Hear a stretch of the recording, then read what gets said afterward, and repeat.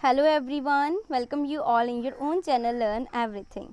सो आप कर रहे सी फिजिक्स का चैप्टर इलैक्ट्रिसिटी एंड मैगनेटिज्म, जिहदे आप इलैक्ट्रिक फील्ड बारे पढ़िया सीगा। हुण आपां देखांगे गॉस लॉ, जो साडे सिलेबस च मैंशन है, बहुत ज़्यादा ईजी है। असी इलैक्ट्रिक फ्लक्स बारे तो पढ़ चुके सीगे ना। हुण असी गॉस लॉ देखते। गॉस लॉ की कहता कि जो टोटल इलैक्ट्रिक फ्लक्स होएगा ना थ्रू अ क्लोज सरफेस, किसी भी क्लोज सरफेस के विचों जो टोटल इलैक्ट्रिक फ्लक्स होएगा, मतलब नंबर ऑफ जो इलैक्ट्रिक लाइन पास कर रही हैं किसी गिवन एरिया के विचों, वो किहदे इक्वल टू होएगा 1/एप्सिलॉन times the charge in close the surface. मतलब उस सरफेस के अंदर कितना चार्ज जो इनक्लोज आ वह 1/एप्सिलॉन टाइम। ठीक है, सिंपल उन्हें क्या कि टोटल इलैक्ट्रिक फ्लक्स जो इनक्लोज होएगा, ठीक है, थ्रू अ क्लोज सरफेस कितना होएगा electric flux through a close surface 1/एप्सिलॉन times the charge enclose by the surface. यानी कि इन्हें जिन्ना चार्ज इनक्लोज किया ना अंदर वह 1/एप्सिलॉन टाइम। सिंपल आ। So electric flux through a surface equal to 1/एप्सिलॉन times the charge enclosed by it. So फाइदा तुहानूं पता equal to double integral close E dot D X, ये तो आप किया ना। सो ये डबल इंटैग्रल सरफेस इंटैग्रल हो गया। ये हैगा क्लोज सरफेस लिए E dot D S electric flux ही किया जाता है इक्वल टू 1/एप्सिलॉन times charge and close by T. Statement direct paper च पूछी जा सकती है। ठीक है, प्रूफ तो आप नहीं करना हूँ, असी कोई इतने मतलब आर्टिकल नहीं पूरा तैयार करना, जस्ट वो नॉलेज लैनी है।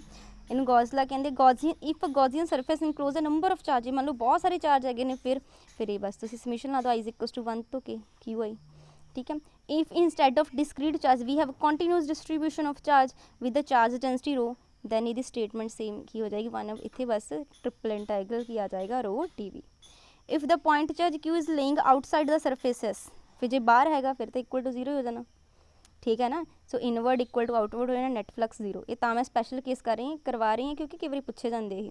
इफ के is the situated in the medium, जो किसी मीडियम च उस मीडियम नीचे मल्टीप्लाई कर दो। ठीक है, 4 केस है ने गॉस के, 4 ही तुम करने हैं कि सिंपल जो बहुत सारे चार्ज इनक्लोज है इतने समीशन लग जाएगी, जो जगह कॉन्टीन्यूस रो डी भी ट्रिपल इंटैग्रल जे बाहर ही चार्ज अंदर है नहीं तो जीरो हो जाएगा क्योंकि अंदर कोई चार्ज ही नहीं। तो असी डेफिनेशन के अकॉर्डिंग तो पढ़िया कि जो इनक्लोज होगा अंदर चार्ज जो जीरो हो गया, दैट मीनस ये पूरा जीरो होएगा इलैक्ट्रिक फ्लक्स। ठीक है, एंड लास्ट इज़ द जे वो डायलैक्ट्रिक कॉन्सटेंट किसी मीडियम का जोड़ा के है वो रखा होया, दैन के ना मल्टीप्लाई बाकी सेम है। नैक्सट एप्लीकेशन हैगी गॉस लॉ दी।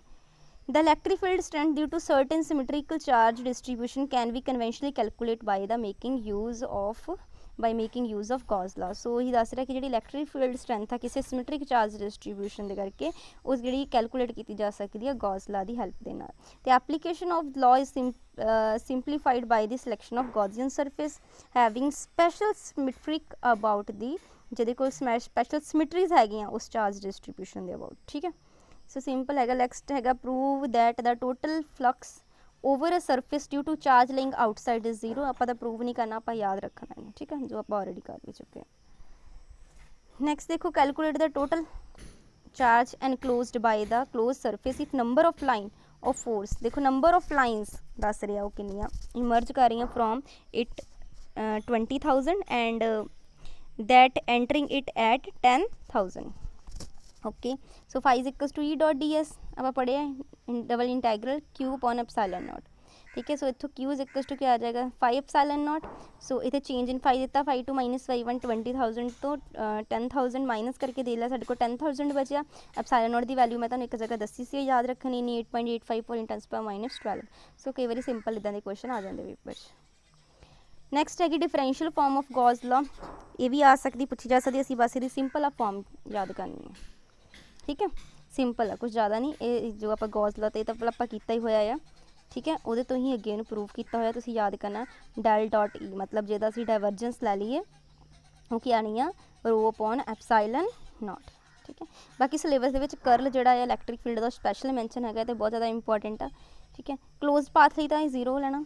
ठीक है, E dot D L close path लिए जीरो आएगा। So integral of electric field long closed path वो कितना आ जाएगा जीरो। ठीक है, क्योंकि जिन्ना चाहता वो आते हुए उन्ना इक्वल टू माइनस हो जाएगा।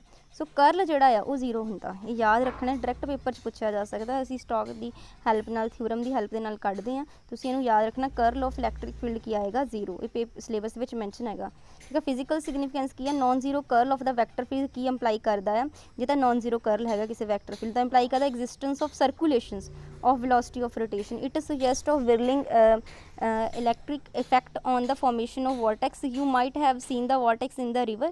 ਔਰ ਇਨ ਦਾ ਟਬ ਦੇ ਵਿੱਚ ਤੁਸੀਂ ਦੇਖੇ ਹੋਣਗੇ ਇਹ ਵਾਲੇ when water is allowed to flow out it through a hole ਜਾਂ ਕਿਸੇ ਹੋਲ ਜਾਂ ਬਾਟਮ ਦੇ ਵਿੱਚੋਂ। ਠੀਕ ਹੈ, ਇਹਨੂੰ ਫਿਗਰ ਜਿਹੜੀ ਇੱਧਰ ਦਿਖਾਈ ਹੋਈ ਹੈ, ਜਿੱਦਾਂ ਦੇਖੋ ਇਹ 'ਚ ਦਿਖਾਇਆ ਹੋਇਆ ਪੂਰੀ ਮੂਵਮੈਂਟ ਵੀ ਇੱਦਾਂ ਦਿਖਾਈ ਹੋਈ ਆ। ਕਰਲ E0 ਕੀ ਸਿਗਨੀਫਾਈ ਕਰਦਾ that there is no tendency or rotation of electrostatic field. So ਇਹਦਾ ਸਿਗਨੀਫਿਕੈਂਸ ਪੁੱਛਿਆ ਜਾ ਸਕਦਾ, ਮਤਲਬ ਉੱਥੇ ਕੋਈ ਰੋਟੇਸ਼ਨ ਜਿਹੜੀ ਆ ਨਹੀਂ ਹੋ ਰਹੀ। ਠੀਕ ਹੈ, ਕੋਈ ਟੈਂਡੈਂਸੀ ਹੈ ਨਹੀਂ ਗੀ rotation the, tendency or rotation in the tendency ਹੈਗਾ tendency or rotation in the electrostatic field. So ਇਹਦਾ ਸਿਗਨੀਫਿਕੈਂਸ ਹੈਗਾ। ਨੈਕਸਟ ਹੈਗਾ ਜੀ ਸ਼ੋ ਕਰਨਾ ਇਲੈਕਟ੍ਰਿਕ ਫੀਲਡ ਜਿਹੜਾ ਕੰਜ਼ਰਵੇਟਿਵ ਹੈ, ਕੁਛ ਨਹੀਂ ਤੁਸੀਂ ਕ੍ਰੋਸ ਲੈ ਲੈਣਾ, ਜੇ ਕ੍ਰੋਸ ਇਕੁਅਲ ਟੂ 0 ਆਉਂਦਾ ਤੇ ਸਿੰਪਲ ਹੈ ਇਹਦਾ ਮਤਲਬ ਕਿ ਉਹ ਕੰਜ਼ਰਵੇਟਿਵ ਹੈਗਾ। ਹੁਣ ਕ੍ਰੋਸ ਤਾਂ ਤੁਹਾਨੂੰ ਲੈਣਾ ਆਉਂਦਾ ਨਾ, ਇੱਥੇ ਆਪਾਂ ਜ਼ਿਆਦਾ ਟਾਈਮ ਵੇਸਟ ਨਹੀਂ ਕਰਾਂਗੇ, ਬਹੁਤ ਕਿੰਨੀਆਂ ਸਾਰੀਆਂ ਵੀਡੀਓਜ਼ 'ਚ ਕ੍ਰੋਸ ਲੈਣਾ ਤੁਹਾਨੂੰ ਸਿਖਾ ਚੁੱਕੀ ਹਾਂ। ਡੈਲ ਨਾਲ ਕ੍ਰੋਸ ਕਿੱਦਾਂ ਲਈਦਾ ਆਪਾਂ, E ਦੀ ਵੈਲਿਊ ਤੁਹਾਨੂੰ ਗਿਵਨ ਹੈਗੀ ਹੈ। ਠੀਕ ਹੈ, ਸੋ ਇਹ ਆ ਗਿਆ, ਇਹ ਕੰਜ਼ਰਵੇਟਿਵ ਹੈਗਾ ਜਾਂ ਇਰੋਟੇਸ਼ਨਲ ਕੀਤੇ ਸੀਗੇ ਨਾ, ਇਰੋਟੇਸ਼ਨਲ ਜੇ 'ਚ ਕ੍ਰੋਸ ਉਹਦਾ 0 ਆ ਜਾਵੇ। Electric field as the gradient of electric potential, ਇਹਨੂੰ ਪਹਿਲਾਂ ਇਸ ਤੋਂ ਪਹਿਲਾਂ ਅਸੀਂ ਇਲੈਕਟ੍ਰਿਕ ਪੋਟੈਂਸ਼ੀਅਲ ਸਮਝਾਂਗੇ ਕੀ ਹੁੰਦਾ। So this is the electric potential. Electric potential ਕੀ ਹੈ, ਪ੍ਰੋਪਰਟੀ ਹੈ ਕਿਸੇ ਕੰਡਕਟਰ ਦੀ ਜਿਹੜੀ ਡਿਟਰਮਾਈਨ ਕਰਦੀ ਹੈ degree of their electrification. So electric field at a point in the electric field define ਕਰਦਾ ਅਮਾਊਂਟ ਆਫ ਵਰਕ ਡਨ, ਕਿੰਨਾ ਵਰਕ ਡਨ ਹੋਇਆ, ਬ੍ਰਿੰਗ ਕਰਨਾ ਇੱਕ unit as charge from infinity to that point against ਜਾਣਾ electrostatic field ਦੇ। ਜੇ E electric field ਹੈਗਾ at point P ਤੇ ਦੈਨ ਇਲੈਕਟ੍ਰਿਕ ਪੋਟੈਂਸ਼ੀਅਲ ਕਿੰਨਾ ਹੋਏਗਾ, V equals to minus infinity ਤੋਂ ਉਸ ਪੁਆਇੰਟ ਤੱਕ E dot DL, against minus ਲੱਗ ਗਿਆ ਮੋਰੇ। ਐਸਾ ਯੂਨਿਟ ਦੇ ਵੋਲਟ ਆ, 1 ਲਈ 1 ਜੂਲ, ਮਤਲਬ ਵਰਕ ਡਨ 1 ਜੂਲ ਦਾ ਹੋਇਆ, 1 ਕੂਲਮ ਚਾਰਜ ਉਹਨੂੰ ਇਨਫਿਨਿਟੀ ਤੋਂ ਉਸ ਪੁਆਇੰਟ ਤੱਕ ਲਿਆਉਣ ਲਈ ਅਗੇਂਸਟ ਦਾ ਇਲੈਕਟ੍ਰੋਸਟੈਟਿਕ ਫੀਲਡ। ਇਹ ਸੀਗਾ ਇਲੈਕਟ੍ਰੋਸਟੈਟਿਕ ਪੋਟੈਂਸ਼ੀਅਲ। ਨੈਕਸਟ ਦੀ ਇਹਦੇ ਵਿੱਚ ਇਲੈਕਟ੍ਰੋਸਟੈਟਿਕ ਪੋਟੈਂਸ਼ੀਅਲ ਦਾ ਦੇਖਾਂਗੇ potential difference. This is the potential difference. Potential difference ਕੀ ਆ, ਇਹਨੂੰ ਆਪਾਂ ਵਰਕ ਐਂਡ ਪੋਟੈਂਸ਼ੀਅਲ ਡਿਫਰੈਂਸ ਵੀ ਕਹਿੰਦੇ ਆ। To explain the term electric potential first discuss the potential difference. So electric potential ਸਮਝਣ ਤੋਂ ਪਹਿਲਾਂ ਆਪਾਂ ਵੈਸੇ ਇਹ ਸਮਝਣਾ ਸੀ, ਕਿਉਂਕਿ ਪਹਿਲਾਂ ਇਹ ਟਰਮ ਆਈ ਸੀਗੀ। Potential difference between 2 point is the electric field define as the amount of work done, ਕਿੰਨਾ ਵਰਕ ਡਨ ਹੁੰਦਾ। ਸੋ ਹੁਣ ਤੁਹਾਨੂੰ ਉਹਦੇ ਨਾਲ ਕਲੈਰਿਟੀ ਹੋਏਗੀ, ਮੈਂ ਤੁਹਾਨੂੰ ਪਹਿਲਾਂ ਡੈਫੀਨੇਸ਼ਨ ਕਰਵਾਈ ਸੀ ਕਿ ਉਹਦੇ ਵਿੱਚ ਦੱਸਦਾ ਪਿਆ ਕਿ ਕਿੰਨਾ ਅਮਾਊਂਟ ਆਫ ਵਰਕ ਡਨ ਹੁੰਦਾ ਜੇ ਤੁਸੀਂ ਕੋਈ ਚਾਰਜ ਨੂੰ ਲੈ ਕੇ ਜਾਣਾ ਹੈ ਕਿਸੇ ਇੱਕ ਪੁਆਇੰਟ ਤੋਂ ਦੂਸਰੇ ਪੁਆਇੰਟ ਤੱਕ ਅਗੇਂਸਟ ਦਾ ਇਲੈਕਟ੍ਰੋਸਟੈਟਿਕ ਫੀਲਡ। ਸੋ ਉਸ ਤੋਂ ਪਹਿਲਾਂ ਇਹ ਡਿਫਰੈਂਸ ਪੋਟੈਂਸ਼ੀਅਲ ਤੋਂ ਪਹਿਲਾਂ ਇਲੈਕਟ੍ਰਿਕ ਪੋਟੈਂਸ਼ੀਅਲ ਤੋਂ ਪਹਿਲਾਂ ਪੋਟੈਂਸ਼ੀਅਲ ਡਿਫਰੈਂਸ ਡਿਫਾਈਨ ਹੋਇਆ, ਜਿਹਨੇ ਦੱਸਿਆ ਕਿ 2 ਪੁਆਇੰਟਸ ਦੇ ਵਿਚਕਾਰ। ਬਟ ਇਲੈਕਟ੍ਰਿਕ ਪੋਟੈਂਸ਼ੀਅਲ 'ਚ ਆਪਾਂ ਕੀ ਪੜ੍ਹਿਆ ਹੁਣੇ, ਇਨਫਿਨਿਟੀ ਤੋਂ। ਠੀਕ ਹੈ, ਇਹੀ ਫਰਕ ਹੈ ਦੋਨਾਂ ਦੇ ਵਿੱਚ। ਇੱਥੇ 2 ਪੁਆਇੰਟਸ ਲਏ ਆ, VV minus VA equal to work done ਕਿੰਨਾ ਪਰ ਯੂਨਿਟ ਰੈਸਟ ਚਾਰਜ। ਨੈਕਸਟ ਅਸੀਂ ਇਹਦੇ ਵਿੱਚ ਹੁਣ ਦੇਖਾਂਗੇ yes this electric field as a gradient of electric potential. ਇਹ ਰਿਲੇਸ਼ਨ ਹੈਗਾ ਦੋਨਾਂ ਦੇ ਵਿੱਚ। ਇਹ ਤਾਂ ਫਾਰਮੂਲਾ ਦਾ ਪੋਟੈਂਸ਼ੀਅਲ ਦਾ ਅੱਗੇ ਦਾ ਡੈਲ ਵਗੈਰਾ ਲੈ ਕੇ ਮੈਂ ਫਾਰਮੂਲਾ ਵੀ ਤੁਹਾਨੂੰ ਕਰਾਇਆ ਹੋਇਆ, ਸਾਰਾ ਕਰਕੇ ਜਦੋਂ ਕਰਾਂਗੇ ਸਾਡੇ ਕੋਲ ਰਿਲੇਸ਼ਨ ਹੀ ਆਏਗਾ E equal to minus del V। ਇਹ ਰਿਲੇਸ਼ਨ ਤੁਹਾਨੂੰ ਡਾਇਰੈਕਟ ਪੁੱਛਿਆ ਜਾਂਦਾ, what is the relation between electric field and potential.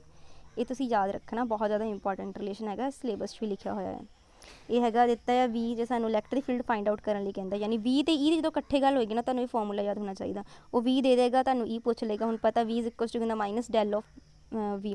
ਹੁਣ ਡੈਲ ਤਾਂ ਤੁਹਾਨੂੰ ਲੈਣਾ ਆਉਂਦਾ ਹੀ ਆ, ਠੀਕ ਹੈ, ਡੈਰੀਵੇਟਿਵ ਕਿੱਦਾਂ ਕਰਨਾ ਸਾਰਾ ਪਤਾ। ਬਾਅਦ 'ਚ ਪੁਆਇੰਟ 1 2 ਸੀਗੇ, XYZ ਦੀ ਜਗ੍ਹਾ ਪੁਆਇੰਟਸ ਜਿਹੜੇ ਆ ਪੁੱਟ ਕਰ ਦਿਓ। ਸਿਮਿਲਰਲੀ ਇੱਦਾਂ ਇਹ ਦੱਸਿਆ ਹੋਇਆ, ਠੀਕ ਹੈ, ਤੁਸੀਂ ਫਾਈਂਡ ਆਊਟ ਕਰ ਸਕਦੇ ਹੋ minus del of Y। Simple ਹੈਗਾ, ਕੁਛ ਔਖਾ ਨਹੀਂ ਹੈਗਾ। ਨੈਕਸਟ ਪੋਟੈਂਸ਼ੀਅਲ ਡਿਫਰੈਂਸ ਵੀ ਸਾਡੇ ਕੋਲ ਡਿਫਾਈਨ ਹੋ ਗਿਆ ਇੱਥੇ। Next relationship between potential difference and line integral of electric field. ਇਹਨਾਂ ਵਿੱਚ ਕੀ ਰਿਲੇਸ਼ਨ ਹੈਗਾ, this is the potential difference is minus of line integral of electric field. So electric potential difference between any 2 points is equal to line integral of electric field between these 2 point। ਇਹ ਵੀ direct result ਜਿਹੜਾ ਤੁਹਾਨੂੰ ਪੁੱਛਿਆ ਜਾ ਸਕਦਾ ਹੈ।